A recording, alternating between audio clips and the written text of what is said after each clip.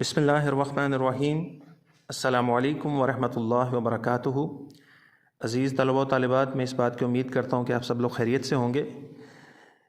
آج ہم ہمارے چوتھے چیپٹر جو کہ تعارف قرآن و حدیث کے متعلق ہے، اس کے اس عنوان کی طرف بڑھ رہے ہیں جو شارٹ کوسچن میں ترجمے کے لیے ہمارے سامنے آتا ہے۔ منتخب آیات ہمارا سیکنڈ لاسٹ ٹاپک ہے اس چیپٹر میں۔ آپ کو بتاتا چلوں کہ یہ آیات عام طور پہ ہمارے شارٹ کوسچن میں ترجمے کے لیے دی جاتی ہیں، تو ان کا ترجمہ پوچھا جاتا ہے 2 نمبر کا، لیکن ہمارے سلیبس میں اس کی متعلق تشریح بھی شامل ہے، چنانچہ ہمیں اس کی تشریح بھی ازبر ہونی چاہیے، ہمیں اس کی تشریح کے متعلق بھی معلومات ہونی چاہیے، تاکہ اگر ہم سے تشریح پوچھ لی جائے 2 نمبر کی تو ہم تشریح بھی لکھ سکیں۔ تو اس میں اسمارٹ سلیبس کے مطابق جو آیات ہمیں سجیسٹ کی گئی ہیں، ہم صرف انہی کا ترجمہ اور تشریح کو دیکھیں گے۔ تو اس میں سب سے پہلی آیت جو ہمارے سلیبس میں شامل ہے وہ آیت نمبر 2 ہے ترتیب کے لحاظ سے۔ تو یہ آیت بھی میں آپ کے سامنے پڑھتا ہوں، اس کا ترجمہ پڑھتا ہوں اور پھر اس کی مختصر سی تشریح آپ کے سامنے بیان کرتا ہوں۔ یہ آپ لکھی ہوئی بھی اپنی اسکرین پر دیکھ سکتے ہیں۔ اعوذ باللہ من الشیطان الرجیم، بسم اللہ الرحمن الرحیم۔ لقد کان لکم فی رسول اللہ اسوۃ حسنہ۔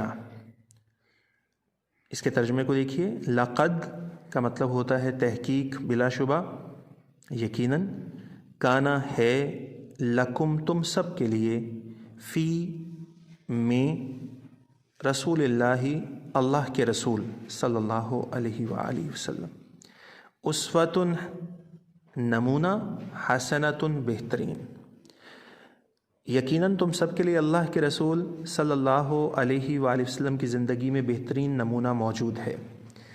اس آیت مبارکہ میں اللہ تعالیٰ نے نبی اکرم صلی اللہ علیہ وآلہ وسلم کی پوری زندگی کو دنیا اور آخرت میں کامیابی حاصل کرنے کے لیے بہترین نمونہ قرار دیا ہے۔ مطلب یہ ہے کہ ہمیں چاہیے کہ ہم اپنی زندگی کو آپ صلی اللہ علیہ وآلہ وسلم کے عمل کے مطابق، آپ صلی اللہ علیہ وسلم کے طریقوں کے مطابق، آپ صلی اللہ علیہ وسلم کی سنت کے مطابق ڈھالیں، اور کوشش کریں کہ ہم ہر وہ کام کریں جو آپ صلی اللہ علیہ وسلم نے کیا ہے، اور جن چیزوں سے آپ نے عملی طور پہ پرہیز کیا، ہمیں بھی ان چیزوں سے پرہیز کرنے کی ضرورت ہے۔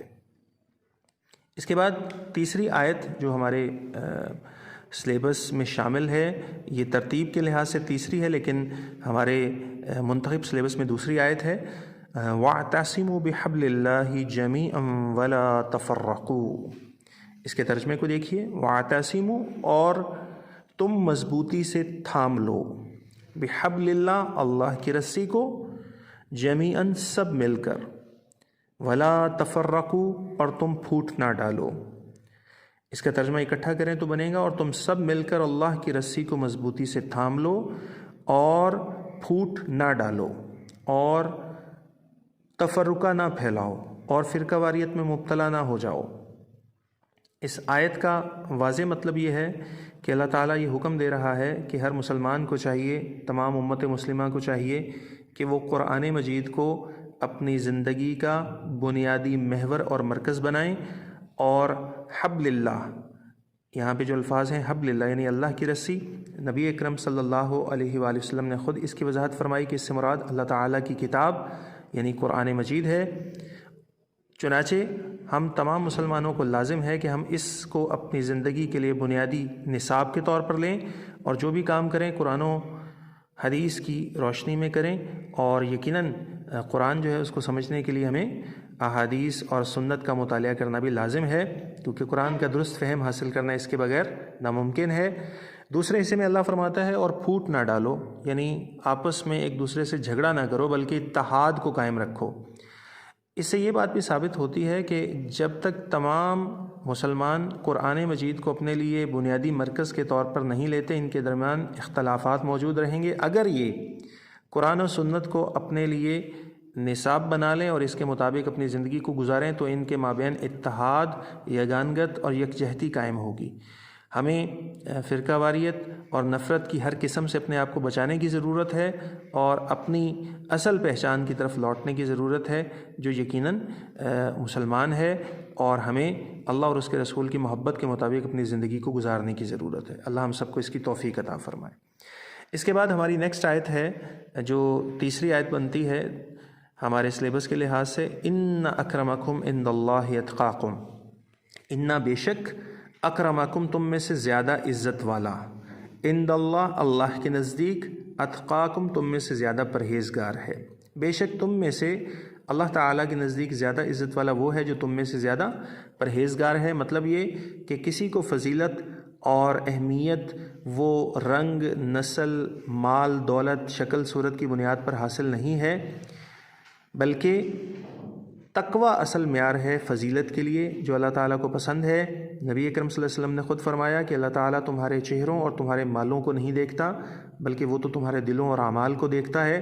مطلب یہ ہے کہ اگر کوئی شخص فرمانبردار ہو تو چاہے بلال ہو رضی اللہ تعالیٰ عنہ، اسے اللہ تعالیٰ کے رسول صلی اللہ علیہ وسلم کی قربت نصیب ہوگی، اور جو شخص نافرمان ہو چاہے ابو لہب ہو وہ جہنم کی آگ کا ایندھن بنے گا۔ یقیناً اللہ تعالیٰ کے نزدیک زیادہ عزت والا وہ ہے جو زیادہ اللہ تعالیٰ کی فرمانبرداری کرتا ہے اور نافرمانی سے خود کو بچاتا ہے۔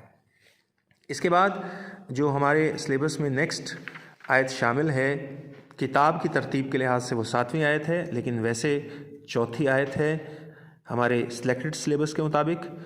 آیت ہے وَمَا آتَاكُمُ الرَّسُولُ فَخُذُوهُ وَمَا نَهَاكُمْ عَنْهُ فَانْتَهُوا، وما اور جو آتاکم تمہیں عطا کریں، تمہیں دیں، الرسول رسول صلی اللہ علیہ وسلم، فاخذوہ پس اسے لے لو، وما نہاکم اور جو تمہیں منع کریں، عنہ اسے، فانتہو پس تم چھوڑ دو۔ اور جو چیز رسول صلی اللہ علیہ وآلہ وسلم تمہیں دیں اسے لے لو، اور جس سے منع کریں اسے چھوڑ دو۔ اس آیت مبارکہ میں بھی رسول اکرم صلی اللہ علیہ وسلم کی کامل اتباع اور پیروی کا حکم دیا گیا ہے۔ آپ صلی اللہ علیہ وسلم جن چیزوں کو کرنے کا حکم دیں ان کو اپنانا، اور جن سے منع کریں ان سے باز آنا، یہ فرض کی حیثیت سے ہر مسلمان پر لازم ہے۔ یقیناً آپ صلی اللہ علیہ وسلم کا کوئی بھی قول، کوئی بھی عمل اللہ تعالیٰ کی ہدایات کے مطابق ہوتا تھا، اور وہ وحی کے سائے اور پیروی میں ہوتا تھا، اس لیے آپ صلی اللہ علیہ وسلم کی اطاعت حق تعالیٰ کی اطاعت حاصل کرنے کا واحد بنیادی ذریعہ ہے۔ اس کے بعد ہماری آیت ہے جو ہماری کتاب کی ترتیب کے لحاظ سے 8ویں اور ویسے ترتیب کے لحاظ سے 5ویں آیت ہے، ان الصلاۃ تنہی عن الفحشاء والمنکر، ان بے شک الصلاۃ نماز تنہا روکتی ہے، عن الفحشاء بے حیائی سے، والمنکر اور بری باتوں سے۔ بے شک نماز بے حیائی اور بری باتوں سے روکتی ہے۔ مطلب یہ ہے کہ جو نماز قائم کرنے والے لوگ ہیں اللہ تعالیٰ انہیں ظاہری اور باطنی پاکیزگی نصیب فرماتا ہے۔ جو لوگ نماز کا اہتمام کرتے ہیں، نماز ان کے اندر ایسی ایمانی قوت پیدا کر دیتی ہے کہ وہ برائی کی ہر شکل سے، بے حیائی کی ہر شکل سے نفرت کرتے ہیں اور اس سے بچنے کے قابل ہو جاتے ہیں۔ اور جو لوگ نماز کو ترک کرتے ہیں اور اس سے محروم ہیں، یقیناً ان کا برائی اور بے حیائی کے کاموں میں ملوث ہونا قرین از قیاس ہے۔ بہت ممکن بات ہے کہ وہ برائی کے کاموں میں مصروف رہیں، چنانچہ نماز وہ شیلڈ ہے جو ہمیں برائی اور بے حیائی کے کاموں سے محفوظ رکھتی ہے۔ اللہ ہم سب کو 5 وقت کی نماز اہتمام کے ساتھ پڑھنے کی توفیق عطا فرمائے۔ آخری آیت ترتیب کے لحاظ سے، کتاب کی ترتیب کے لحاظ سے 12ویں اور ہمارے سلیکٹڈ سلیبس کے لحاظ سے 6ٹھی آیت، یا ایھا الذین آمنوا کتب علیکم الصیام، یا ایھا الذین آمنوا اے مومنو، اے ایمان والو، کتبہ لکھ دیے گئے، فرض کر دیے گئے، علیکم تم سب پر، الصیام روزے، اے ایمان والو تم پر روزے فرض کر دیے گئے۔ آپ جانتے ہیں کہ یہ بڑی آیت ہے جس کا یہ ایک حصہ ہمارے سلیبس میں شامل ہے۔ اس آیت کا صاف اور سادہ مفہوم یہ ہے کہ امت مسلمہ پر رمضان المبارک کے روزے جو ہیں وہ رکھنا فرض ہیں، اور ان کا اہتمام کرنا ہر شخص کے لیے لازم ہے۔ اگر کوئی شخص ان کو ترک کرے گا تو یقیناً وہ اللہ تعالیٰ کے سامنے جواب دہ ہے، اور اللہ تعالیٰ کے غضب کو للکارنے کے مترادف ہے ان روزوں کو چھوڑنا۔ اور نبی اکرم صلی اللہ علیہ وسلم نے اس کی وضاحت حدیث میں فرمائی کہ اگر کوئی شخص ایک روزہ بھی بغیر کسی عذر کے چھوڑتا ہے تو وہ ساری زندگی بھی روزے رکھ کر اس کا کفارہ ادا نہیں کر سکتا۔ اس سے یہ بات واضح ہے کہ ہمیں رمضان المبارک کے مہینے کے تمام روزے رکھنا لازم ہے۔ اگر کوئی شرعی عذر ہے تو چھوڑے جا سکتے ہیں، اور بعد میں ان کی گنتی کو پورا کرنا لازم ہے۔ ادروائز روزے سردی کے ہوں یا گرمی کے انہیں رکھنا لازم ہے۔ اللہ تعالی ہمیں ان آیات میں دیے گئے احکام پر عمل کرنے کی توفیق عطا فرمائے۔ السلام علیکم ورحمۃ اللہ۔